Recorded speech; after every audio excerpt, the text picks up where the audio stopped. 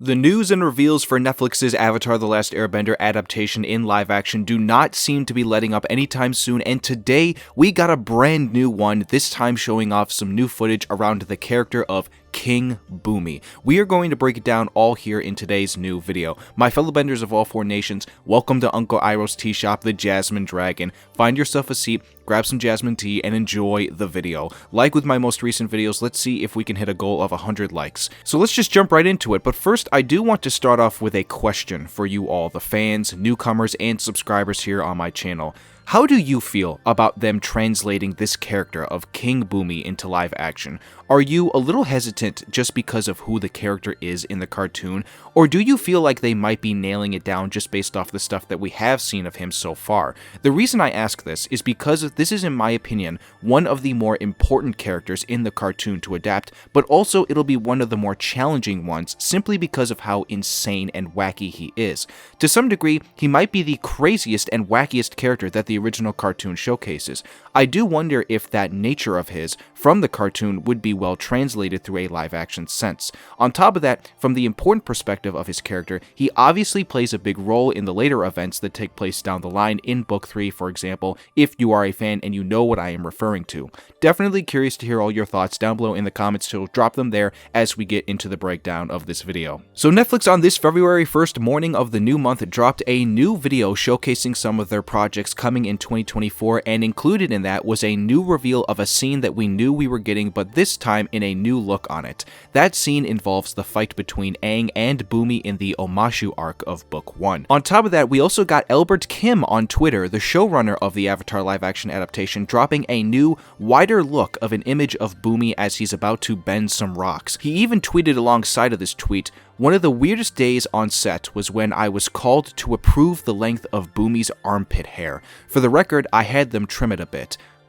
Honestly, this is pretty funny coming from him because it's honestly kind of true, because for any of you who remember the cartoon, that dude had insane armpit hair. Like, the dude just looks like he hadn't trimmed it in 10 years. So my guy Albert Kim here knows what's up with that. In terms of the actual image itself, it looks pretty good, and Bumi himself, I think, for what they were able to do with that character and his look, looks pretty decent. He's got a little bit of that hair going on as well as the armpit hair like I mentioned, and the pants that he's wearing look pretty on point from when he was in the battle with Aang. Obviously, I don't really think I could have expected them to get the exact build that he has in the cartoon, but from what this is showcasing, I think they pretty much nailed it. After all, he is a much older dude, and the actor who's playing him is of course not the age that Bumi is in the cartoon, so you also have to keep that in mind. On top of that as well, I'm not too familiar with who the actor is that is playing him, so if anybody here knows that actor well and any of his work, drop your comments down below and let me know if you think he's going to nail that character. Now let's get to the main meat of all of this, which is in the new footage that we got of his fight with Aang. So it's safe to say that I think that they are going to be adapting a good portion of this episode from the original.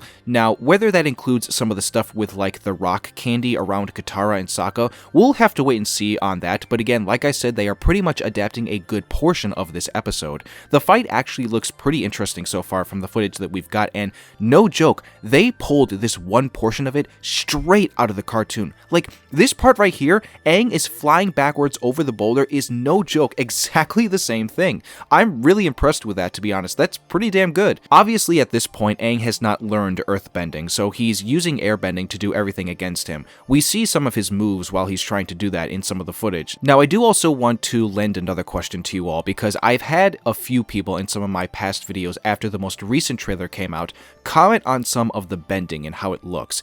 It seems that so far everybody is impressed with how airbending looks, firebending, and waterbending. However, earthbending seems to be the one that people are still a little hesitant on in terms of its look. If you are noticing, some of the shots that we have gotten of earthbending so far does look good, however, there is a part of it that does look a little bit off. Maybe it is just this one particular fight, but the earthbending seems to blend in a lot with what's on screen, and so it's not like you could normally tell what's going on. Again, it might just be this one fight where it looks like that and the lighting just makes it look this way, so I feel like we would have to see another fight that includes earthbending and say broader daylight to really get a better picture as to what it could look like with the CGI and all of that stuff. Again, I could be off on that, but I'm definitely curious to hear all your thoughts down below. Again, guys, definitely go and give Albert Kim a follow on Twitter, even if you are somebody who is vehemently against Twitter and hates that app now. He's definitely still a good follow on there. He seems to really be in tune with what the show is about and how a lot of the fans like the series. That armpit hair comment is pretty funny, and I think he definitely understands.